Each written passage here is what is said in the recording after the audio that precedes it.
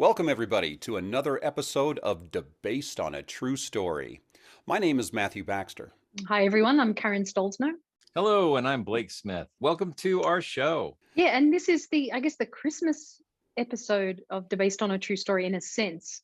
Yes, we have our nutcrackers here. And Blake, have you anything festive? I have a nutcracker. She's upstairs. Boom! Okay. You'll hear Well, that. you know that saw mask back there is kind of nutcracker-esque. I've got a wolf back here too. There's things hidden everywhere. So yeah. It's very festive. I don't know what the link really is between this movie, Brotherhood of the Wolf, and Christmas. Nothing. There's probably something there's somewhere. snow. Mm-hmm. There's a Native American. and your blood is red. There's a sort of a resurrection story. There's a yeah. It'll do. Yeah. He's not lying. Yeah, that's right. That joke gave me pause. I guess you could say, never mind. I was going to go into a Santa Claus thing, but So what are we doing today? We're doing Based on a True Story, another in our continuing series. And we're going to be covering the 2001 film Brotherhood of the Wolf, or what is it in French? Yeah, we should have been more prepared for we that. are not French. It's our true. French pronunciations will not be on point. Oh, yeah, especially for an Australian, but we'll try. Well, the thing is a lot of people have no idea that this action drama horror movie, martial arts movie is actually based on a true story. A lot of people have no idea that that's the case. Somewhat. And this one really is based on a true story. I mean, it diverges from reality, but whenever I think about cryptozoology stories, that like there's always, is there a kernel of truth here? There's a big stack of real dead bodies in this one. Like, I mean, there really is. Yeah. I think it's more aligned to the true story than a lot of other films that we've discussed already. Yeah. Well, and that was an amazing thing for me. Watching this movie again, knowing more about the true story. You know, when I watched this the first time and then I heard it was based on a true story, I was thinking probably didn't even come close. But as we're going along, it's like, that actually is one of the theories. Oh, that actually is one of the theories as well. Oh, you know what? That actually did happen. And it's, going through and watching this is like, wow, there's a shocking amount that they did actually pull from history from. But the fact that they have a Native American doing amazing martial arts there, that actually did not happen. But this was actually my first viewing of the movie, so I hadn't seen it before. Blake, did you revisit the movie or? I did. I rewatched it, but I actually saw it on the big screen back when it was released in 2001. So.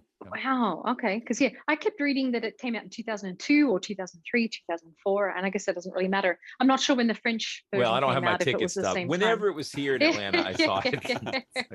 It's been long enough that it's been like, if it's older than a month ago, I'm not really sure on the dates and times anymore. So. And the version that you saw it. I was just going to say, like so many of the based on a true stories that we go over, the sources all seem to have different stories. So why not this one too? We don't know when it was released. I think it's invariably the case. But I was going to ask you, Blake, when you saw it at the cinema, was it the English dubbed version? No, I saw the subtitled version, and the version that I saw, to the best of my recollection, had probably an additional 10 minutes. The version I watched this time to freshen up here was the British cut, which tries to excise the sort of, there's a subplot about the official huntsman sort of being in conflict with the main character.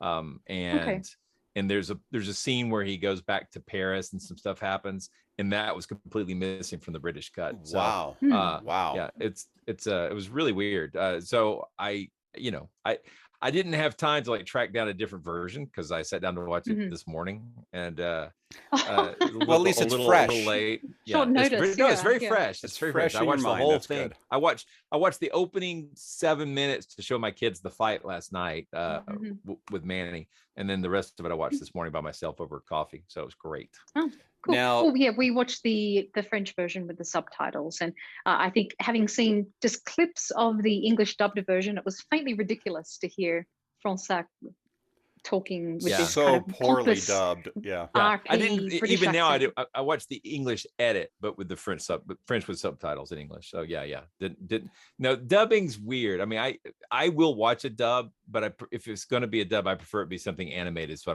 don't get all caught up in how bad the lip sync is and all that Sinking stuff. in, So yeah. yeah, Right. Well, and that's the problem is they often, when they're doing that dubbing, they try to match words that are close to what their mouth is doing, and yeah. it takes away from what the original dialogue was. And Well, often yeah, translations aren't very good, and right. it's just such a mess. Like I will not watch Crouching Tiger, Hidden Dragon, which is another true story we'll get into.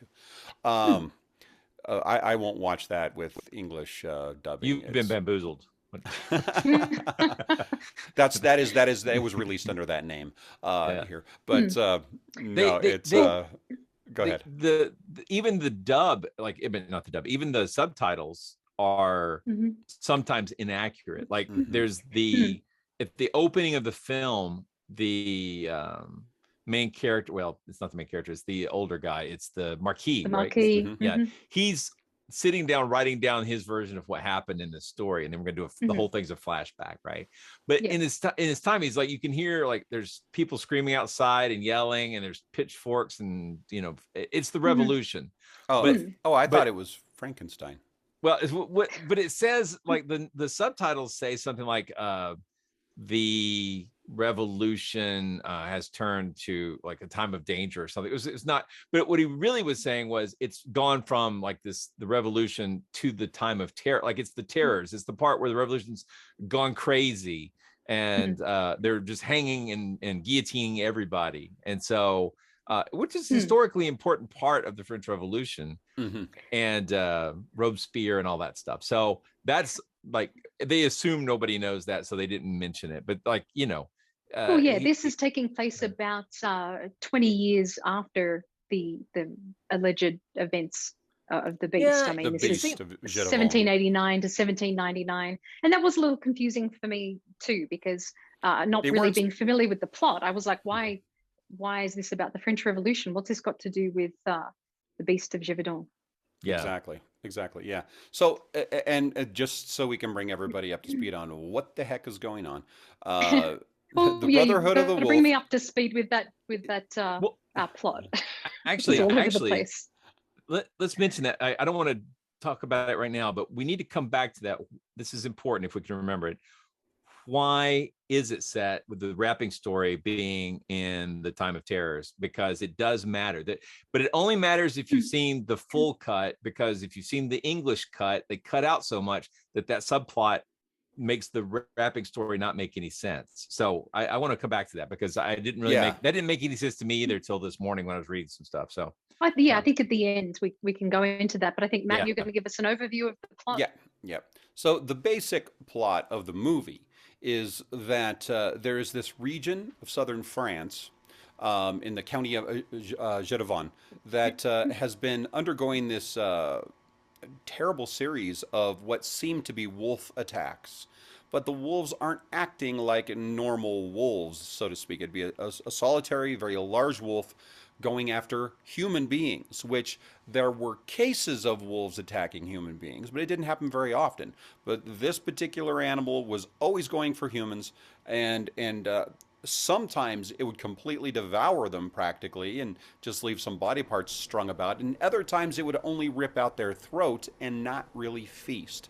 So it was very strange behavior for an animal, but there were multiple eyewitnesses, and the whole region was in terror. So in the movie, the king dispatched a naturalist to come and try to determine what was going on, and that's where enter our hero, Fransac, and his beloved friend Manny, a Iroquois Native American. So they come to France. They try to figure things out. It didn't happen quickly enough, so the king decided to make some moves to cover up the whole thing and forget that it ever happened. And we'll get into that. And then things turn into big conspiracy theories, or big conspiracies. They weren't even theories.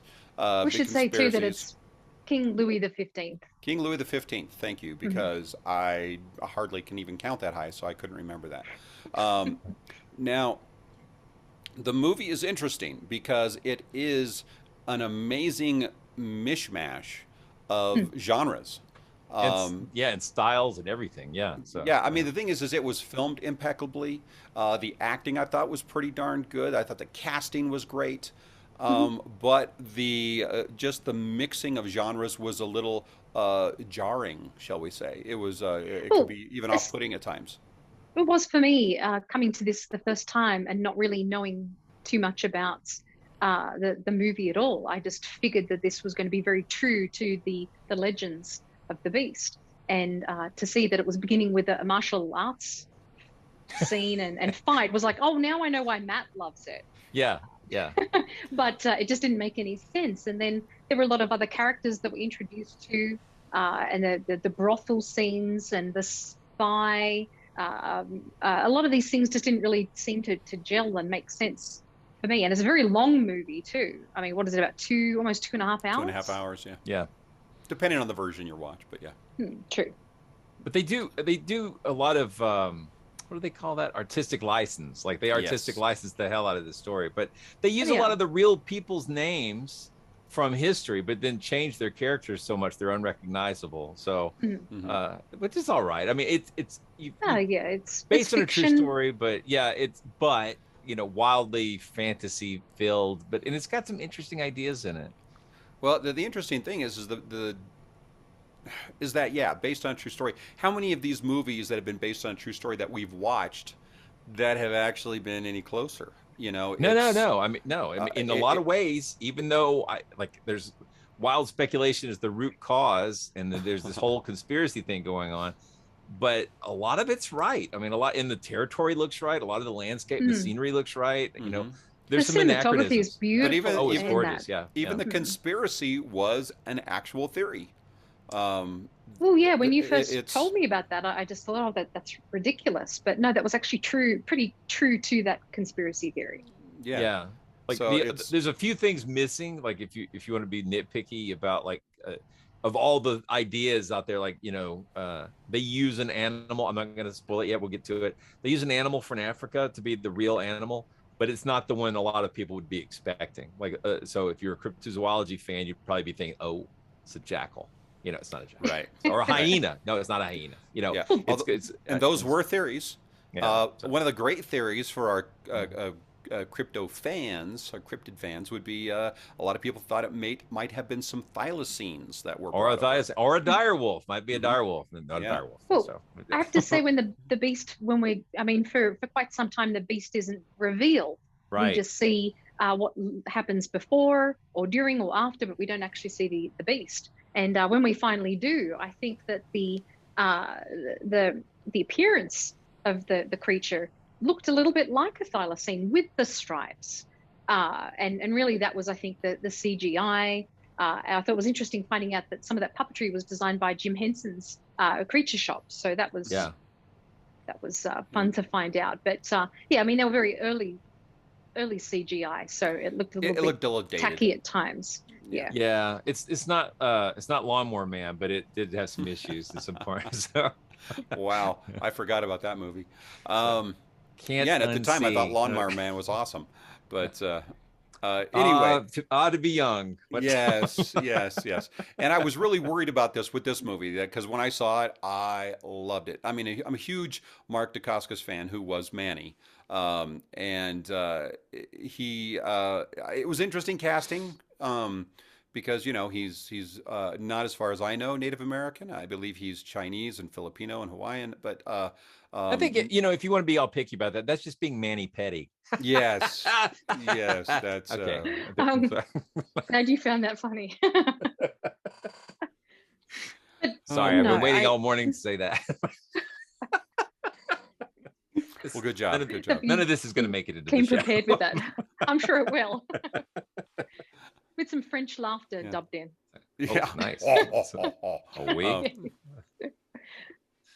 Sorry, I um, didn't mean to derail you. Sorry. yeah, that's fine. That's fine. But it just having him for one being such this amazing martial arts expert.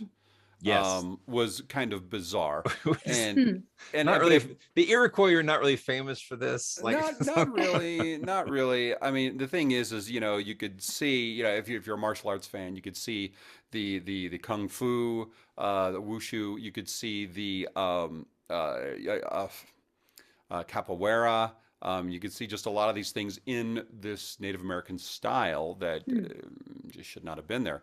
But it was fun, and it was mhm. filmed and choreographed so well that it was like, who cares?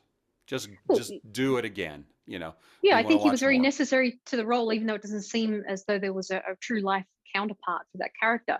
I think Mm. he was necessary in that he was bringing in, folklore and folk medicine and a lot of things that were kind of crucial to the storyline. Right, right. And I would have watched the movie on his name alone, to be honest.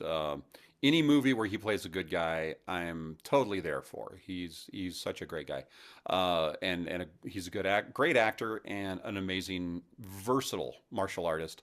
And he's one of those action stars that actually has a fighting background. You know, I mean, he's won many tournaments, and he's actually a good fighter, a good martial artist, not just a screen martial artist, say like Hmm. Steven Seagal. But or Out of my territory, out yeah, of well, my you depth. got a lot of screen martial artists that are they're not fighters, they're just screen martial Hmm. artists. But he was, and his So father is a living legend. So he really comes from a great place in that sense. But so for them to have this bizarre period piece that's actually a martial arts hmm. movie. And then, so we accept the idea that he's a martial artist. Sure, because they show it immediately. It's the first scene in the movie. And it's one of the most iconic scenes of any movie. You think Brotherhood of the Wolf, you think that opening scene, the way it's shot, the rain falling, the slow motion bits. That is Brotherhood of And the that Wolf right there. the men dressed up as women to And the men dressed lure up the as women. beast. That's how you know it's French. I was back. Um, You beat me to it again. Nicely done. It could It's have like, been British too. It was a bit Monty Python with the pepper yeah, pots, I think. it that's was. true. That's true.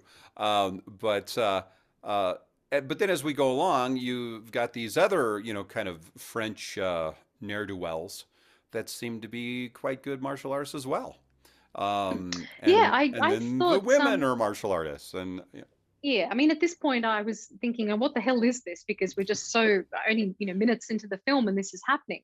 And I did think too a lot of the peasants were dressed like something out of Mad Max. That was very reminiscent Yes. of Mad Max to me, this kind of Armageddon style clothing.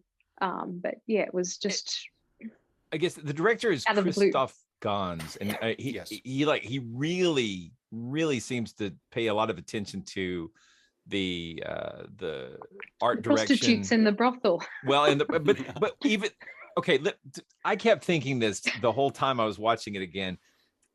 If you could have turned off the sound and just put on an Enigma album, like I mean, the whole movie is like a music video for that kind of monks and electronica kind of sound. I mean, it Or really some Led Zeppelin, maybe. Yeah, or as Led well. Zeppelin. I didn't think of Led Zeppelin because I'm a weird I nerdy think person, but yeah, just the castles and the mountains and the yeah. hills and the green. So it It, looked a Yeah. little bit like. but Hammer of the gods. there's a point at Mm. one point where they're introducing that the cost no hold on a second, what's his name, the Franzak, is that right? Fronsac, Fronsac. the Franzak, naturalist. Franzak the naturalist is going to like make his play for the pretty girl who's the sister of the baddie with one hand, and Yeah, yeah, yeah. he steps out onto like this The baddie with area. one hand. The baddie with one hand. That's how he's universally known. He steps out onto like this porch deck. I Like don't a know what you call it. Yeah, it's absolutely a Maxfield Parrish painting come to life. I love Maxfield Parrish's like artwork and use of light and blues, and like he always has these settings with like these sort of classical, Greek elements and stuff stuck in with like the scenery, and it's really beautiful. But this Mm. looked exactly like one of those paintings. I mean, it has to be on purpose. And so there's so many Mm. points where he's making these, like the scene, the whole set is like so intricately put together. So when it suddenly flips from being this almost like I say, almost like a music video sort of setup to going into an action sequence with fantasy weapons and martial arts. It's anachronistic and it's on purpose, and it's like, you know, you're in a sort of a fantasy, but I don't know. I mean, I liked it. So, but I want to say that I think you mentioned that scene where they're outside on the porch, or I don't know what that's called. Yeah. Yeah, but that just reminded me that the costumes are excellent throughout this as well. Yeah. I mean, I think except for the Mad Max ones. Well, even those look cool though. But they look like LARPers. They do look like LARPers, but you know they're very cool, very cool LARPers. High end is what I'm trying to say. High end LARPers. What LARPers aren't really cool. Certainly for the main characters too. There's a lot discussed about their coats at the start, and their their hats and their masks and everything, and how that was iconic and used in a lot of the posters and pictures for the advertising the movie. Yes, absolutely. In fact, the imagery behind Blake right now is definitely demonstrating that. Oh yeah, there we go. That look. But one of the deleted scenes from the movie actually is an extension of that original opening scene, and that's where Manny kicks everyone's ass, and then Fransak jumps down and kicks everybody's ass again. But they didn't. But they didn't want to. They decided they didn't want to kind of reveal his martial arts skills. Yeah. In the beginning of the movie until later. So they cut that. But yeah, if you have the DVD, you can go and watch Fransak kick some ball sack. Interesting. So it's, nice. pretty remarkable, really. But Matt, do you want to talk a little bit more about, unless I'm cutting you off there, to talk a bit more about the secret society then, and where the plot goes with the I guess we're kind of allusions to the legends. Yeah, well, I mean, that's one of the interesting things is as they go along, and I should have been writing them down every time I was thinking, oh yeah, that's actually a theory. I should have been writing those down so I'd be prepared for them now, because I thought I would depend on my memory. Big mistake there. But the thing is as it goes along, you are introduced to this sort of I don't want to say royal, but aristocratic family, and one of them, the son or brother. Jean-Francois. Jean-Francois. He played by Vincent Cassel. Fantastic casting there. He was great. He embodied that character so well. He really looked like he was of that era, I think, with his facial structure and yes, and certainly his costumes. Yeah, and his acting would you say was so good. It's the movie's got all kinds of subterfuge, but anybody that looks evil is evil. They're going to be evil. Yeah. Well, unless we're talking going on there. Except for Professor Snape. He turned out to be okay. But the thing is, he, you do wonder. He looks evil the whole time, but you do wonder because he would just like every once in a while do something that seemed like he was on the right side. Yeah, no, he was trying hot. And he'd kind of have a little smile, that made you think, oh, okay, this guy's going to be okay. But no, he was evil through and through. Cool. I thought his relationship with his sister was a little inappropriate at times, and that was borne out. Yes, later yes, on. it became, at times, yes. He did get a little over the top there. We'll talk about that in a moment. But he did kind of, watching it the first time when he has a silver bullet. And he goes, you don't believe it's a werewolf, do you? And he's like, of course not. I like to sign my shots, my kills. Okay, that's going to come back. That's going to come back. It's also going to trigger Blake because it's an anachronism. So I'm going to say it because people who listen to the aristocratic, people who do the YouTubers may not listen to the show. So we've covered a lot how that the silver and werewolves thing is really a construct of the 1941 The Wolfman movie. And they didn't have a silver bullet in that first movie, but that's the movie Kurt Siodmak's script really associated werewolves and silver bullets. And now everybody assumes it's always been that way. It has not. Stephen King coming out with Silver Bullet didn't help. No, it didn't. It didn't. And so. I really I watched that the movie of that for Halloween this year. Silver Bullet. Yeah, that's the thing that I did. Anything with Gary Busey in it is top notch.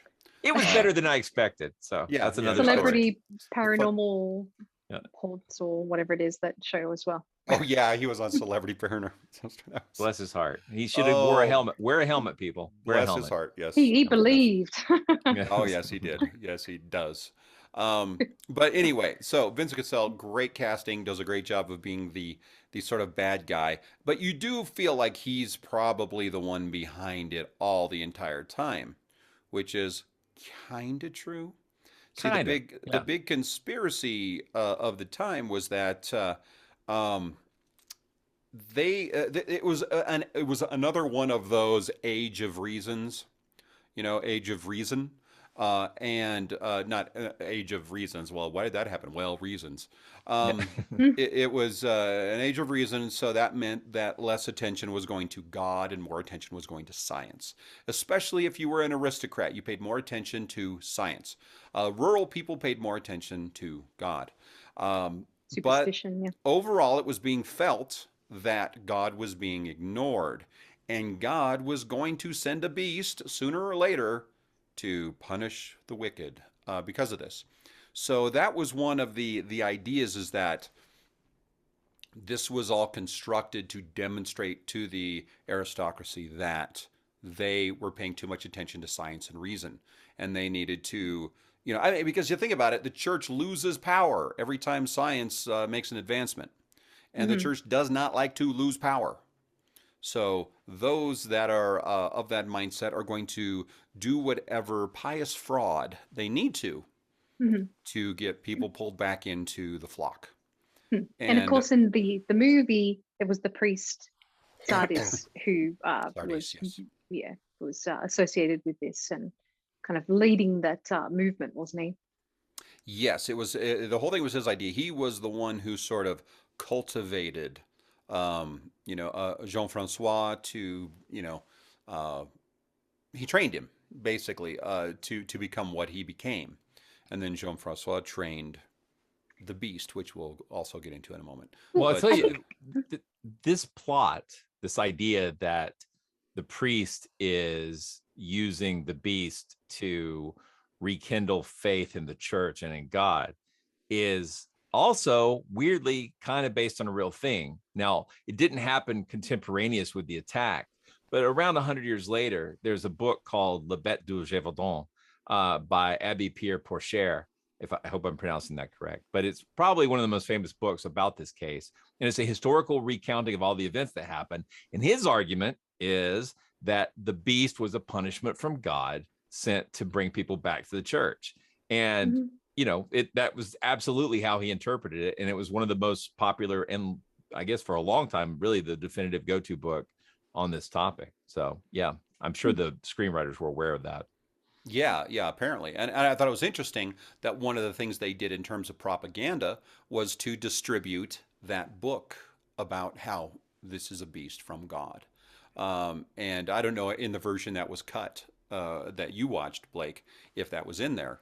I'll But tell you exactly. This is, in the version that I saw, the UK cut, there's what's missing is a scene where the protagonist goes to Paris and runs into some people who are talking about a book that's being published. That's Hmm. like the edifying, and it's got this whole subplot about people embracing science and reason over religion, right? And so they cut that scene out, which explains what that book's about and how it's subverting everything.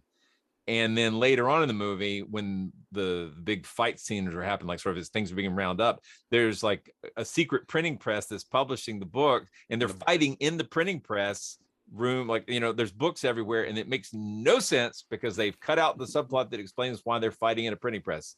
So, right. And all the books are falling Hmm. on the not in the floor and press, but in everything. the publishing area. So, Right, yeah, right. Yeah, Well, so I mean that was an important part. I mean, and the use of propaganda, yeah. for this kind of stuff has always been there. The newspapers were doing it as well because they were jumping on how graphic they could make everything. But you were going to say, Karen. I was just going to say, in the movie, the secret society doesn't seem to be so secret because you have the Everybody's a part aristocracy of it. involved, you've got the church involved, and you have peasants involved from the local village. So it just seems like everyone was in on it. You would have thought that it would have leaked out earlier than it did. Well, and secret societies don't normally have peasants as sort of equals like they seem to. That's a good point. Yeah, especially at that time. I mean, that's one of the things that led to the revolution, was just that gap between rich and poor was so Hmm. huge. Yeah, so it was kind of weird that all the peasants were right there with the aristocracy in Hmm. in their robes and everything, and it Yeah, was just like that doesn't quite fall together the way it would have been. They might have employed them or forced them, but they yeah, would not have them standing equal with them. yeah. Um, I would agree.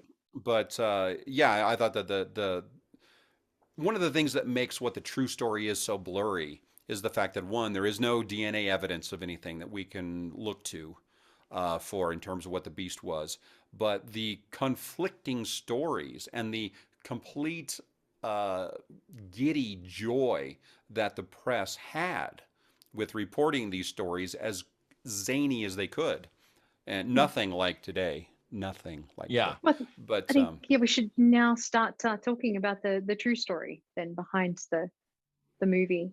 well, we Yeah. have to talk about how the protagonist, Fransak, suddenly shows up and is an amazing martial artist and kicks everybody's ass in the end. He And does, and um, including the villain who has what I can only describe as a fantasy sword.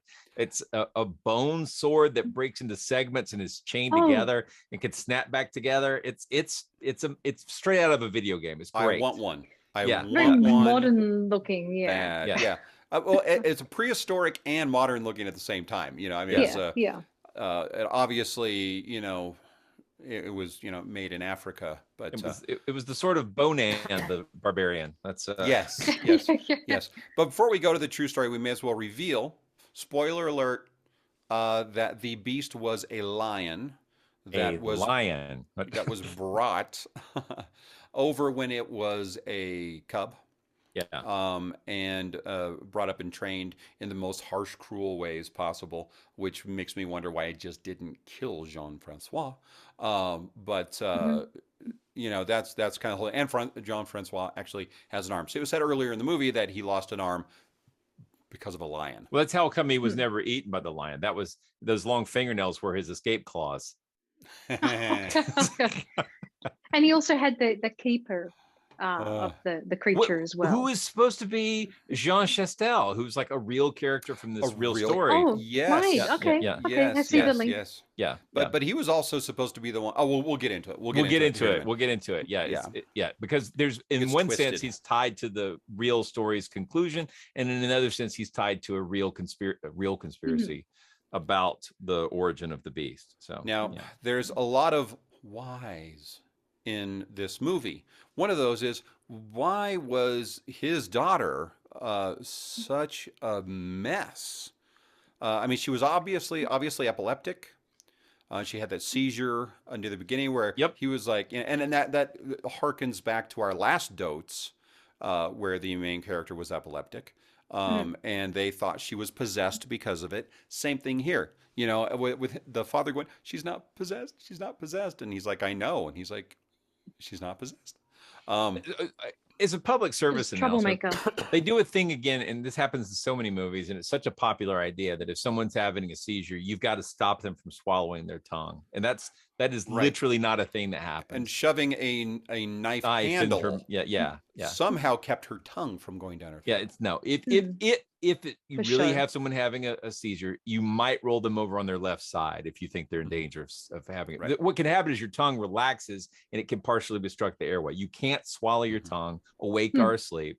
But Just a Hollywood best device. best thing, leave them alone. I mean, unless they've hurt themselves and obviously have had some Hmm. kind of concussion or something, because when they wake up, if they've had a grand mal seizure, they're going to be out of it for at least half an hour, where they're going to be Mm. have amnesia and not know what's going on, and they're probably not going to appreciate a stranger touching them. If so just Yeah, if it's you a need very to roll them on their side, leave them alone, and definitely don't whip out a knife and stick it in their mouth.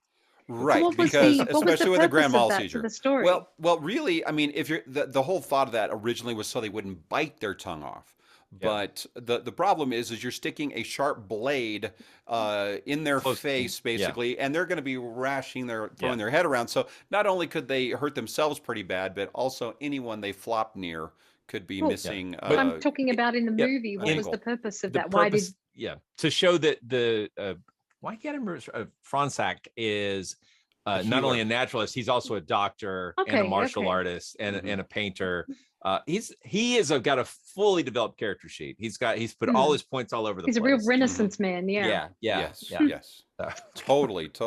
But so yeah, but with her, you know, By the way, she's obviously mentally ill, but I mean, yes. she never appreciates any nice thing that happens. Like everybody who saves her, she punishes. Like, so yeah. Yeah, and she gets a lot of She has joy out of those it. eyes.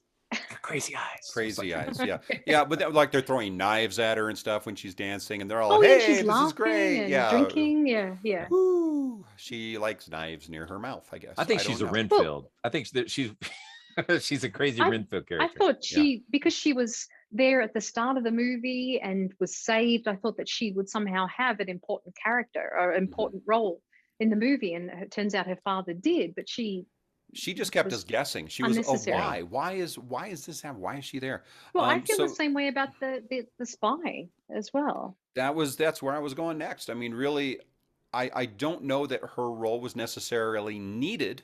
I mean, granted, it brought some interesting things to the movie, but it just didn't seem like it was necessary. She wasn't, I mean, could be. I did see one theory that said something about a spy, but why a spy would, for one, I don't know how many female spies that were so high-ranking seeming would also be a prostitute.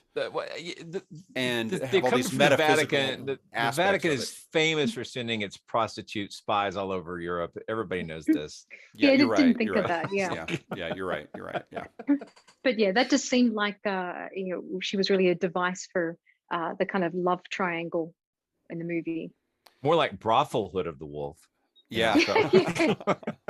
Yeah. And I think that was also to kind of set up the sister as well, and to set up Francois so that he's revealed to be having this relationship to deter the sister because she was in love with him. Can I just say that the difference between watching this in the theater in 2001 and watching this as a father with a bunch of teenage people living here trying to drink my coffee, and it was like the brothel scene, it was like, I'm gonna have to skip a little here because people were like, Dad, what are you watching?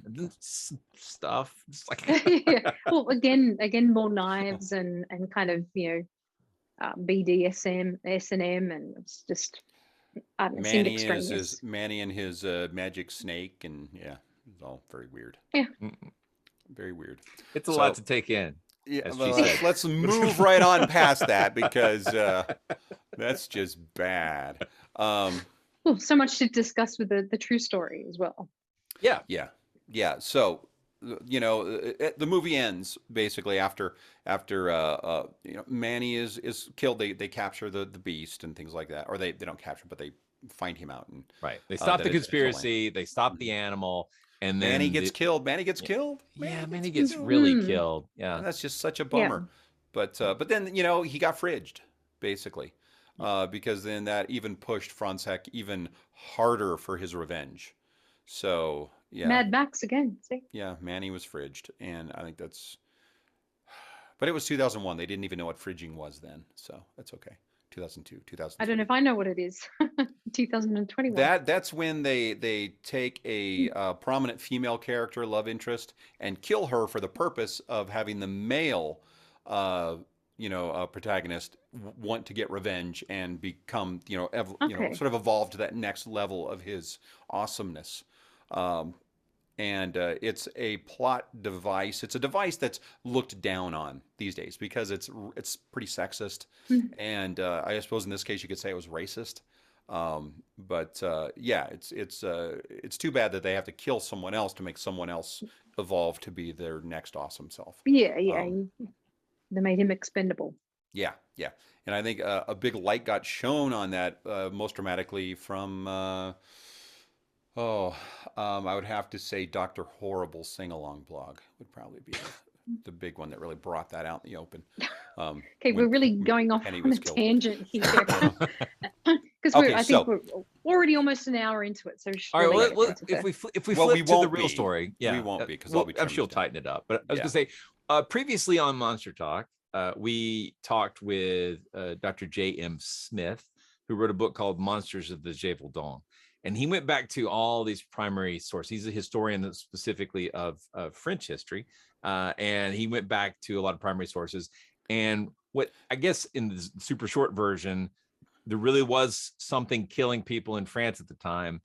All of the evidence suggests it was actually just wolves. But what was new was that there was a new media. There was the French broadsheet newspaper, which was entirely tabloid in nature. It was very much like what we have now, where you have this new ecosystem of social media. So when there's people competing for who can get the most nonsense story out there, get the most eyeballs on it, all these stories were being blown up, and everything that was an anecdote or anybody with a hint of an idea, or people just creating stuff from their minds, tried to enhance the story to make it more supernatural. So if it, the old, if it bleeds, it leads, as they say in the media, was absolutely true.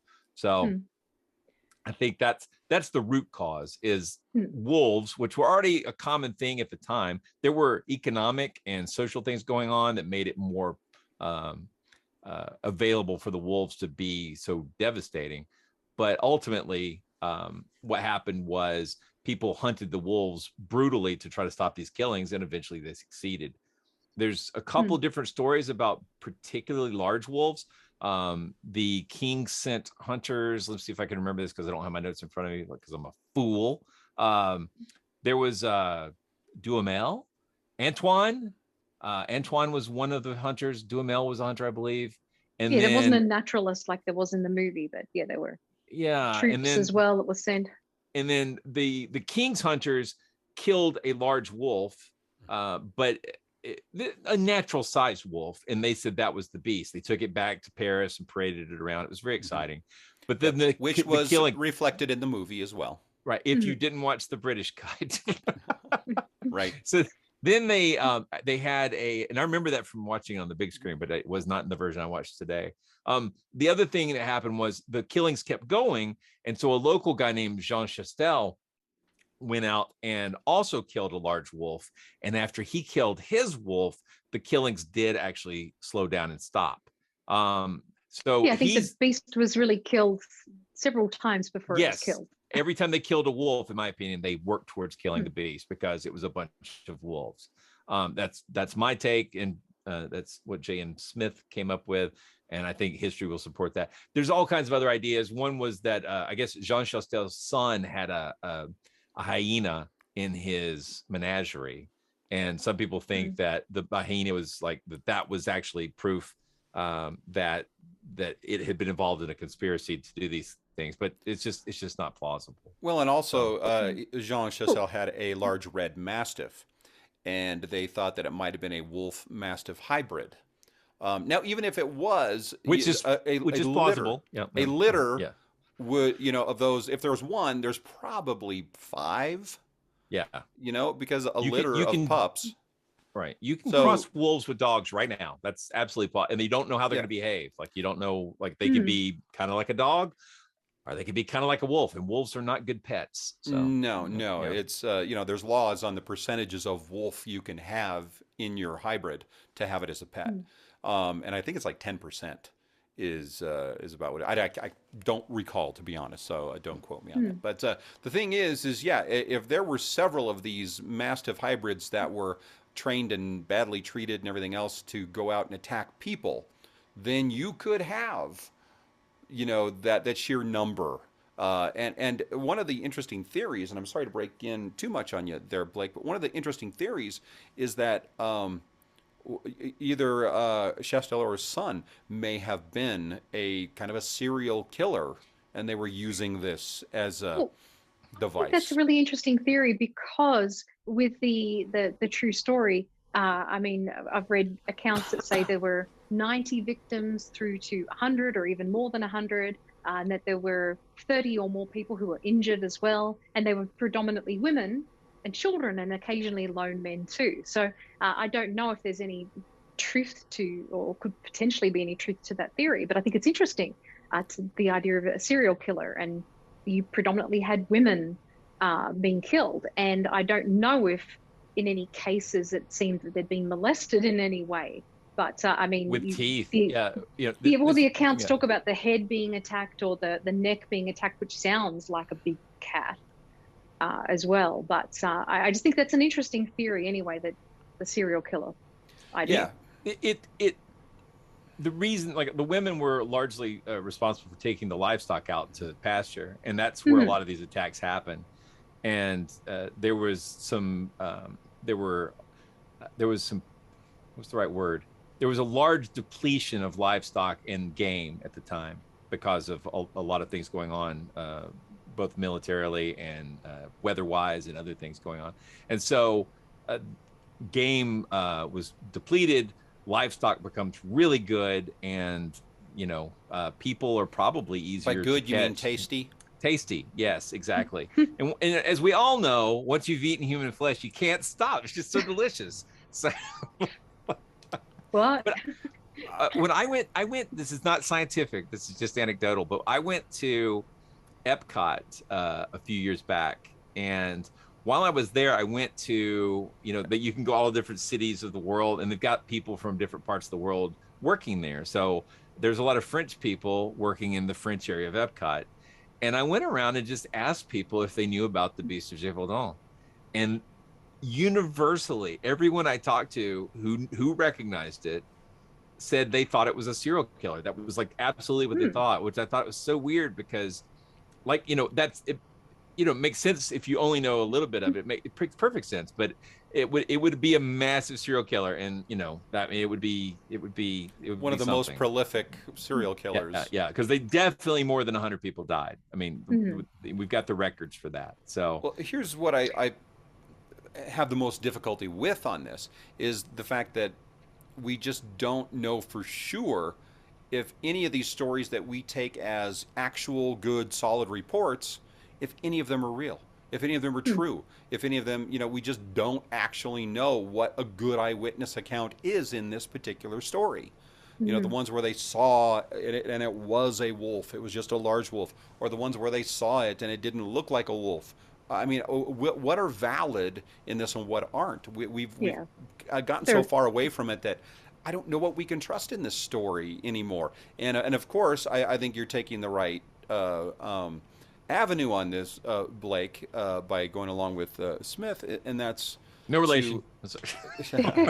And that's to kind of look at this as Occam's razor. I mean, what's the most likely story here? Because we love to hear the ones about, it was a couple of thylacines that they brought over, or a werewolf, yeah, or a young male lion escaped from a menagerie. These are possible, that they could happen, but they're still not the most plausible.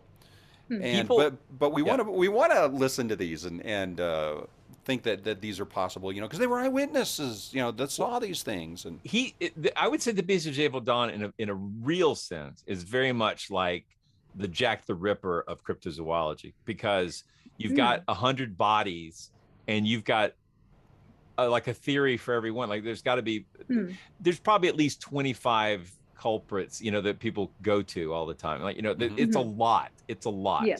I haven't heard anybody specifically say that it was a rogue zebra, but they're probably out there.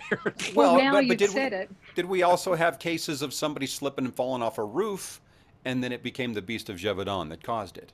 I mean, did that become the boogeyman of that era, where almost all deaths were blamed? What's that? Sorry, I said, wouldn't they be dead of shingles? Sorry. Okay, well, thank you for joining us.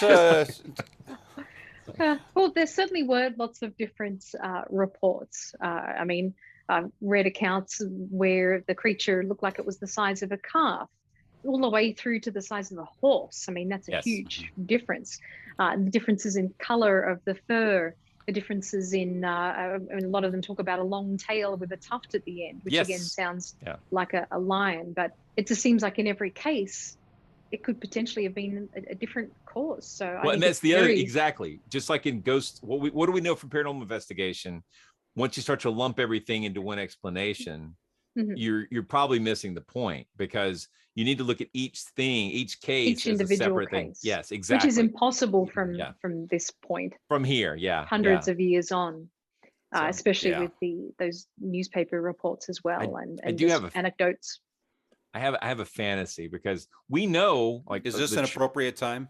No, I'm just saying that the church records tell us, some of these people were laid to rest as victims of the beast, and they're in the churchyards still. To exhume the body. Yeah, I do. It's like I really, part of me could they just exhume it and see if they could find animal DNA? I mean, there's probably not much left. Yeah, but looking for detention, or something. That's an interesting idea, though. Yeah.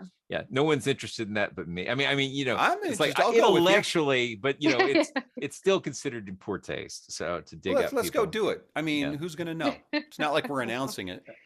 No. Shh, we'll just take care of it ourselves, Matt. We'll just. I don't know much about DNA. Join us on our next episode where we reveal what we truly think. What we learn about jails in France. From inside a jail in France. So. They won't mind. But it is a fun movie, and it's truly a fascinating story too, and especially since it's not a myth or a legend, that there's truth to it.